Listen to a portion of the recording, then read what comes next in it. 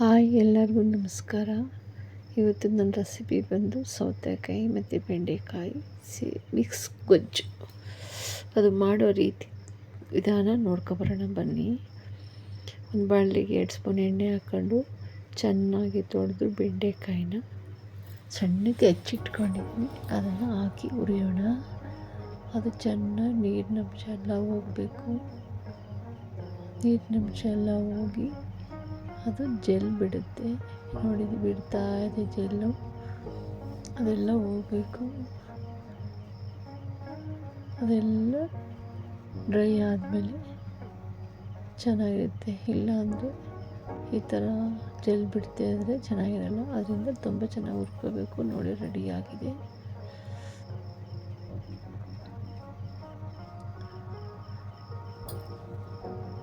ತುಂಬ ಉದುದ್ರಾಗಿದೆ ನೋಡಿ, ಅಂಟುತ್ತಾ ಇಲ್ಲ.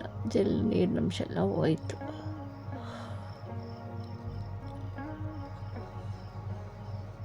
ಇದು ಒಂದು ಕಡೆಗೆ ಸೈಡ್ಗೆ ಎತ್ತಿಟ್ಕೊಳ್ಳೋಣ. ಈಗ ಒಂದು ಬಾಣಲೆ ಇಟ್ಕೊಂಡು ಅದಕ್ಕೆ ಎಣ್ಣೆ ಹಾಕೊಳ್ಳೋಣ. ನಿಮ್ಗೆ ಎಷ್ಟು ಬೇಕೋ ಅಷ್ಟು ಹಾಕೊಳ್ಳಿ. ನಾನು ಇವಾಗಲೂ ಸೇರಿಸ್ತೀನಿ ಮತ್ತು ಲಾಸ್ಟಿಗೆ ಎಣ್ಣೆ ಸೇರಿಸ್ತೀನಿ. ಇದಕ್ಕೀಗ ಸಾಸಿವೆ ಹಾಕ್ಕೊಂಡಿದ್ದೀನಿ. ಮತ್ತು ಒಗ್ಗರಣೆಗೆ ನಾನು ಉದ್ದಿನಬೇಳೆ, ಮೆಂತ್ಯ, ಜೀರಿಗೆ, ಹೆಸರುಬೇಳೆ ಹಾಕ್ಕೊಂಡಿದ್ದೀನಿ. ಕರಿಬೇವಿನ ಸೊಪ್ಪು,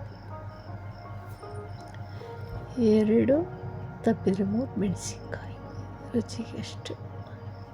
ನಾನು ಮತ್ತೆ ಖಾರದ ಪುಡಿ ಹಾಕ್ತೀನಿ. ಮತ್ತು 2 ಈರುಳ್ಳಿ ಉದ್ದುದ್ದ ಹಚ್ಕೊಂಡಿದ್ದೀನಿ. ಅದು ಚೆನ್ನಾಗಿ ಬಾಡಿಸ್ಕೊಳ್ಳೋಣ.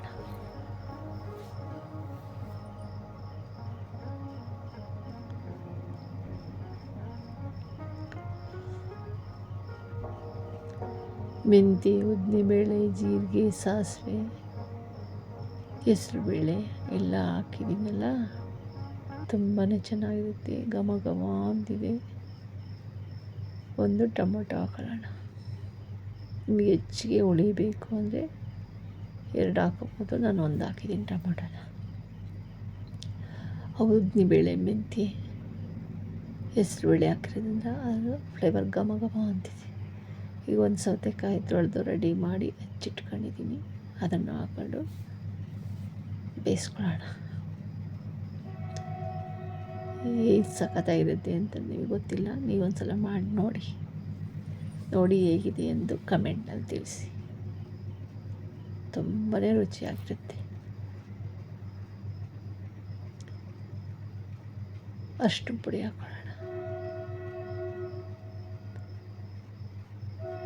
ರೊಟ್ಟಿ, ಅನ್ನಕ್ಕೆ, ಚಪಾತಿಗೆ ತುಂಬಾ ಚೆನ್ನಾಗಿರುತ್ತೆ. ನಾನಿವತ್ತು ಅನ್ನಕ್ಕೋಸ್ಕರ ಮಾಡ್ತಿರೋದು ನಾನು ಈ ಗೊಜ್ಜು. ಈಗ ಬೆಂಡೆಕಾಯಿ ಹಾಕೊಳ್ಳೋಣ. ಆಲ್ರೆಡಿ ಸೌತೆಕಾಯಿ ಎಲ್ಲ ಹಾಕಿ ಚೆನ್ನಾಗಿ ಬೇಯಿಸ್ಕೊಂಡಿರಬೇಕು. ಏಕೆಂದರೆ ಬೆಂಡೆಕಾಯಿ ಆಲ್ರೆಡಿ ಬೆಂದಿರುತ್ತೆ. ಅದು ಚೆನ್ನಾಗಿ ಬೆಂದಮೇಲೆ ಬೆಂಡೆಕಾಯಿ ಹಾಕೊಂಡು ಮಿಕ್ಸ್ ಮಾಡ್ಕೋಬೇಕು. ಈಗ ಖಾರದ ಪುಡಿ, ಸಾಂಬಾರು ಪುಡಿ, ಗರಂ ಮಸಾಲ ಹಾಕಿ ಮಿಕ್ಸ್ ಮಾಡ್ಕೊಳ್ಳೋಣ.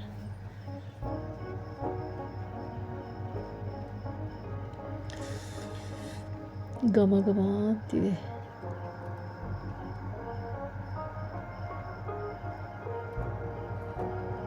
ನಾನು ಇದನ್ನು ನಮ್ಮ ಮನೇಲಿ ಮಾಡ್ತಾಯಿರ್ತೀನಿ. ತುಂಬಾ ಇಷ್ಟಪಡ್ತಾರೆ. ಜೀರಾ ಪೌಡರ್ ಮತ್ತೆ ಬೇಕು ಅನಿಸುತ್ತೆ, ಅಷ್ಟು ರುಚಿಯಾಗಿರುತ್ತೆ ಇದು.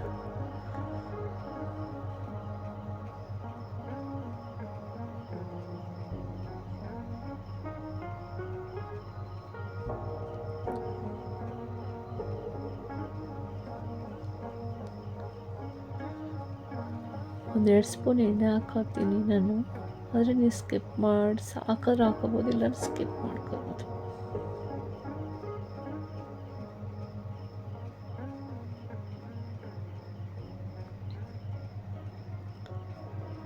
ಇದು ರೊಟ್ಟಿ ಚಪಾತಿಗೆ ಸ್ವಲ್ಪ ಡ್ರೈ ಆಗಿದ್ರೂ ತಿನ್ನೋಕ್ಕೆ ಚೆನ್ನಾಗಿರುತ್ತೆ.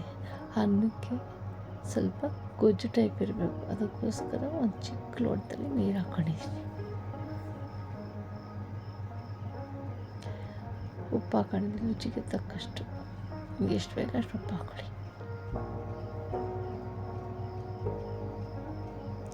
ಇದ್ರ ಜೊತೆ ಬಿಸಿ ಬಿಸಿ ಅನ್ನಕ್ಕೆ ಮತ್ತು ತುಪ್ಪ ಹಾಕ್ಕೊಂಡು ತಿಂತಿದ್ರೆ ವಾಹ್, ಸೂಪರ್, ಸಖತ್ತಾಗಿರುತ್ತೆ. ಸಾಂಬಾರು ಸೊಪ್ಪು ಹಾಕ್ತಾಯಿದ್ದೀನಿ.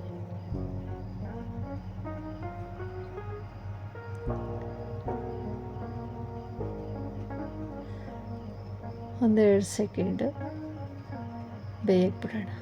ಈಗ ರೆಡಿ ಆಯಿತು. ನಿಮ್ಮಿಷ್ಟ ಆದರೆ ನಿಮಗೆ ಒಂದು ಲೈಕ್ ಮಾಡಿ. ಏನಿದೆ, ಹೆಂಗಿದೆ, ಹೇಗೆ, ಆ ಥರ ಇದೆ ಅಂತ ಕಮೆಂಟಲ್ಲಿ. ರೆಡಿಯಾಗಿದೆ ಬಿಸಿ ಬಿಸಿ ಅನ್ನಕ್ಕೆ. Thank you.